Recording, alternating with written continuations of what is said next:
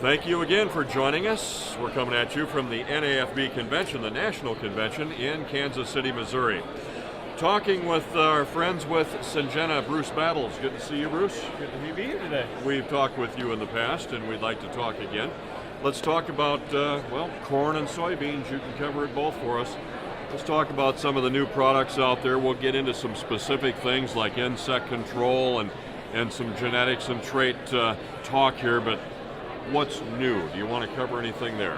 Well, there's a lot of exciting new things within Syngenta, obviously, right? I mean, I think really it starts with our genetics, and people kind of think, well, what's new about genetics? And really what's new is what happened in 2005, essentially, when Syngenta set out on a journey there through acquisitions of various seed companies and really looking at the germplasm source that those companies had. We realized there was a big opportunity long term to really set a new era of performance there, and that's exactly what we did. We're here at 2013. We're seeing the first output of that from a breeding standpoint. We had some products along the way that we were able to make quick crosses on and get that, but to really get the synergies from a genetic diversity standpoint and start capitalizing that, we're seeing those first products here in 2013, and we're seeing it in the performance in the field as well through our NK and Golden Harvest brands. We talked with your company back in 2005, man, that's been 8 years ago now, about the long-term strategy, and now what we were talking about back then, we're seeing results now. That's great. Genetics, okay, we'll get back to that. Let me talk traits. And if I have the numbers right, 4 traits in 5 years? Exactly, yeah. That's huge. Yes, and we view it in genetics as absolutely essential, right? You have to start with genetics, but then beyond having genetics, you have to protect those genetics and the capabilities that they have. And that's exactly what we're doing here with the 4 new traits in 5 years. We've had a very busy R&D engine to bring those through, and they haven't been just what you say, me too type of traits in the marketplace.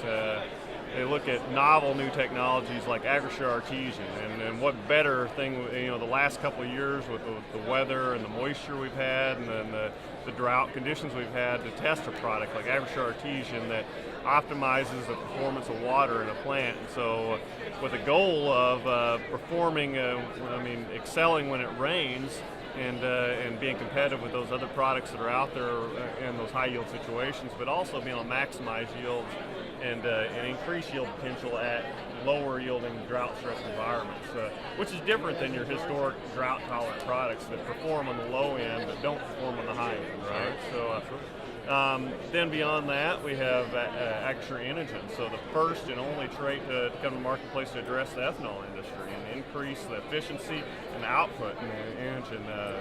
Inogen is a trait doing that. So that's been an exciting trait, especially in the South Dakota, where we're really spending a lot of time and effort working with ethanol plants this year. All right. And then beyond that, we have Agrosure Viptera, which is a broad spectrum above ground pest control traits that controlling things like corn earworm and black cutworm that we haven't historically been able to control.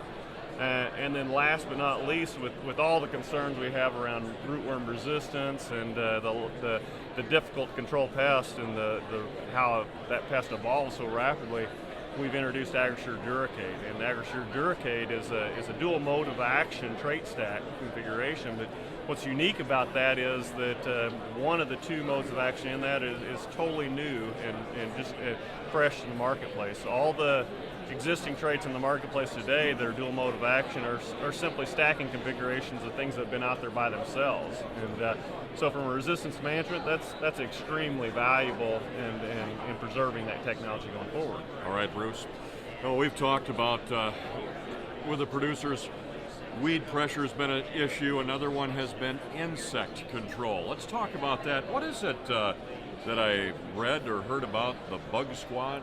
Yes. My imagination running wild. Do you guys have something coming up here? Yeah, so we've been launching what we call the Bug Squad, and the Bug Squad is really when we start looking at across our platform of scientists and R&D within Syngenta, we realized instantly that we've got a lot of talent there, and there's a lot of questions when we think about, for example, rootworm resistance, but it may not be rootworm in general either. And so we've assembled this panel of people to address those needs and questions the grower may have in those areas. And And that extends all the way from foliar insecticides to seed treatments to traits that we just referred to even just best management practices like rotations and looking how that fits into the program. So the Bug Squad is a place that they can go and ask those questions. All right.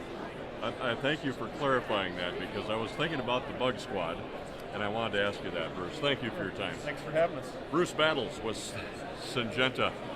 For Results Radio, Town Square Media, I'm Mark Tassler.